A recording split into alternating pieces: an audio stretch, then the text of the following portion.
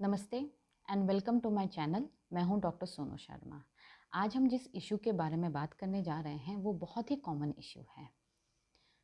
गले में जलन होना, चेस्ट में जलन होना, गले की जलन, चेस्ट की जलन, जिसके साथ में क्या होता है हमारे मुंह पे कड़वा स्वाद रहता है। ये सिम्टम्स हैं किसके? गैस्ट्राइटिस के, हाइपर एसिडिटी के। इसके अलावा पेशेंट में क्या होता है? गले की जलन, छाती में जलन के साथ में क्या होता है? पेन होता है, यानी कि दर्द होता है। ये वाला जो हिस्सा है, ब्रेस्ट के नीचे वाला हिस्सा, चेस्ट में जो नीचे वाला हिस्सा होता है, स्पेशली इस पॉइंट पे बहुत ही ज़्यादा तेज दर्द होता है। इसको हम लोग मेडिकल टर्म में एपिगैस्ट्रियम कहते हैं। ये जो दर्द कुछ पेशेंट में इतना ज़्यादा होता है जिसके कारण उनको स्वेटिंग यानी कि पसीना बहुत ज़्यादा होने लग जाता है।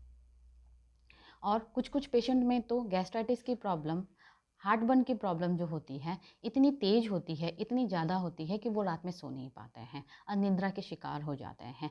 क्योंकि जब पेशेंट आप लेटते हो तो जो एसिड प्रोड्यूस हो रही है आपकी बॉडी में वो ऊपर की तरफ चली जाती है और हमारे खाने की नली की तरफ जाती है।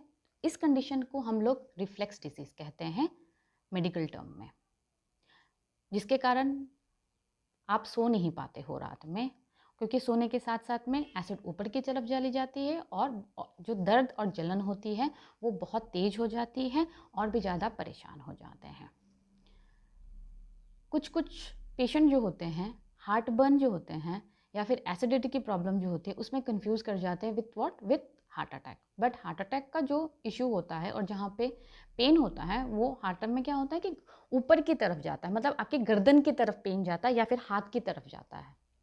तो ये डिस्टिंग्विश कर सकते हैं हम कि हम लोग गैस्ट्राइटिस के कारण हमको प्रॉब्लम हो रही है या हमको हार्ट का इशू हो रहा है। अब ये जो हार्ट की प्रॉब्लम हो रही है, जो गैस्ट्राइटिस की हमको प्रॉब्लम हो रही है, ये किस वजह से हो रही है? ये यूजुअली उन पेशेंट में होती है जो घी, तेल, मसाला बहुत ज़्यादा यूज़ करते हैं अपने खाने में। जैसे कि स्पेशली लाल मिर्च का पाउडर। लाल मिर्च का पाउडर जो खाने में यूज़ होता है वो बहुत ही हानिकारक होता है। उसको कम यूज़ करना चाहिए अगर आप चाहते हो कि आपके गले में जलन ना हो। ऐसे बहुत लोग होते हैं जो दिन में 4 से 5 कप चाय पीते हैं, लगातार चाय पीते हैं या फिर कॉफ़ी बहुत अधिक मात्रा में पीते हैं, उनको भी ये इशू हो जाता है। जो दारू, शराब पीते हैं या फिर जो स्मोक करते हैं उनमें भी ये इशू होता है। यूजुअली जो एसिड होती है ना, ये हमारे स्टमक में प्रोड्यूस होती है किसके? खाने को हजम करने के लिए। पर अगर ये एसिड अधिक मात्रा में प्रोड्यूस होती है, जो हमारा स्टमक होता है उसके अंदर में लेयर्स रहती हैं स्टमक को प्रोटेक्ट करने के लिए, यानी उसको बचाने के लिए। तो अगर ये एसिड बहुत ज़्यादा प्रोड्यूस हो रही है तो वो धीरे धीरे क्या करता है, वो लेयर जो होता है ना उसको छिलना स्टार्ट कर देता है, इरोड करना स्टार्ट करता है, तो इरोजन हो जाती है, जिसके कारण छोटे छोटे छाले पड़ जाते हैं और ये छाले लॉन्ग टर्म में जाके अल्सर बन जाते हैं, जैसे कि पेप्टिक अल्सर हो गया, गैस्ट्रिक अल्सर हो गया। हमको ध्यान देना चाहिए कि हम अपना खान पान सही रखें ताकि जो आपकी एसिडिटी की प्रॉब्लम है, हार्टबर्न की प्रॉब्लम है, गले में जलन, छाती में जो जलन होती है वो लॉन्ग टर्म में जाके अल्सर में बदल ना जाए।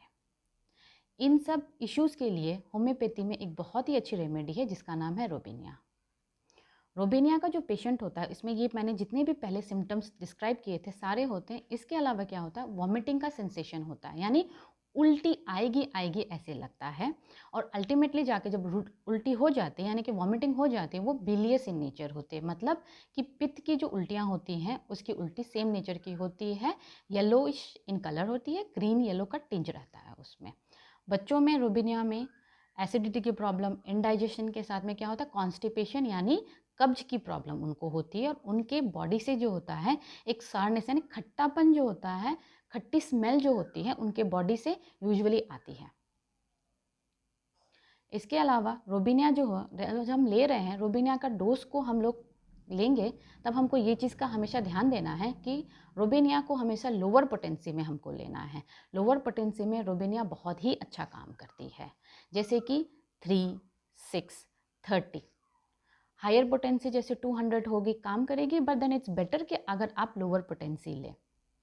अगर आपको गैस्ट्राइटिस की प्रॉब्लम जो है, एसिड की प्रॉब्लम जो आप में बन रहा है, उसकी प्रॉब्लम लॉन्ग टर्म पे है, मतलब आप साल 2 साल 3 साल आपको हो गया है, तो आप क्या कर सकते हो, रोबेनिया को रात को सोते समय में 2 से 3 ड्रॉप अपनी जीभ में डाल लीजिए और आप पानी के साथ में उस या तो आप उसको जीभ में डाल लीजिए, डायरेक्टली ले लीजिए। अगर आपको उसमें इश्यू हो रहा है तो आप क्या कर सकते हो, हाफ टी स्पून पानी या फिर 1 टीस्पून पानी में 2 से 3 ड्रॉप डाल लीजिए एंड आप उसको रात में ले सकते हैं। और अगर आपको एक्यूट प्रॉब्लम है, मतलब कि आपने रात में कुछ खा लिया है और बदहजमी हो गई है, या फिर मॉर्निंग में आप जब खाते हो खाने के कारण आपको बदहजमी हो गई है और आप उसका मतलब ईजिली उपाय चाहते हो कि जल्दी ठीक हो जाए, तो हम क्या करेंगे, एक्यूट केसेस में रोबेनिया को 3 बार ले सकते हैं। हम लोग 2 से 3 ड्रॉप रोबेनिया अपने टंग में ले लेंगे। अगर आपको इश्यू होता है तो आप वही कि हाफ टीस्पून ऑफ पानी में 2 से 3 ड्रॉप डाल लीजिए और दिन में 3 बार ले लीजिए। खाना और मेडिसिन के बीच में आपका जो है हाफ एन आवर का गैप होना चाहिए। For example breakfast, lunch, dinner आप बिफोर भी ले सकते हो और आफ्टर भी फूड ले सकते हो, बट आपको आधे घंटे की गैप बना के रखनी है। रोबेनिया लोअर पोटेंस से बहुत अच्छा काम करती है। इनफैक्ट रोबेनिया जो होती है one of the only medicine है होम्योपैथी में जो आपने रात में अगर नॉनवेज खाया है, स्पेशली आपने एग खाया हो या फिर आपने नॉनवेज खाया हो जिसके कारण मॉर्निंग में आपको इश्यूज हो रहे हैं, कच्ची डकारें आ रही हैं, तो आपको रोबेनिया बहुत ही इफ़ेक्टिव इलाज देगी। रोबेनिया आप कोई भी कंपनी के ले सकते हैं, जैसे SBI, जैसे कि WSI। इसके अलावा रेकवेक की भी आप ले सकती हैं। रोबेनिया मेडिसिन जो है आपको ऑनलाइन भी मिल जाएगी और आपको ऑफलाइन भी मिल जाएगी। पर अगर आप सिर्फ मेडिसिन ले रहे हैं और अगर आपने अपने खान पान पे ध्यान नहीं दिया है तो मेडिसिन आपको कुछ ही देर के लिए रिलीफ दे पाएगी, क्योंकि खाना जो होता है ना, इसका one of the main issue acidity का क्या होता है, खाना होता है। आपको खाने को रेगुलेट करने की बहुत ज़्यादा ज़रूरत है। आपको मिर्च पाउडर जो होता है उसका खाने में प्रयोग नहीं करना है। इसके आप अल्टरनेटिव में क्या करते हो, जो ग्रीन चिलीज़ होती है आप उसको पीस करके, जो हरी मिर्च होती है उसका आप प्रयोग कर सकते हैं।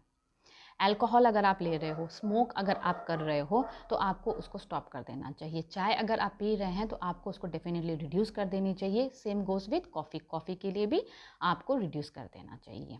और जो मार्केट में कार्बोनेटेड ड्रिंक्स आती हैं, जो जूसेस आते हैं और मतलब ड्रिंक्स आती हैं, आपको उनको कम्प्लीटली अवॉइड करना चाहिए। इसके आप अल्टरनेटिवली क्या करते हैं, जैसे फ्रेश जूस होते हैं, फ्रेश फ्रूट्स हो गए, फ्रेश वेजिटेबल्स होते हैं, आप उसका प्रयोग करना चाहिए। आशा करती हूँ रोबेनिया के बारे में मैंने आपको जितनी भी प्रॉब्लम्स बताई हैं और किस किस इशू में रोबेनिया यूज़ होती है, ये आपके लिए इफ़ेक्टिव रहेगी, आपके लिए यूज़फुल रहेगी। तब तक के लिए आप प्लीज़ मेरे चैनल को सब्सक्राइब कीजिए, लाइक कीजिए, नीचे जो बेल आइकन दिया हुआ है, बेल बटन दिया हुआ है, प्लीज़ उसको प्रेस कीजिए। Thank you so much.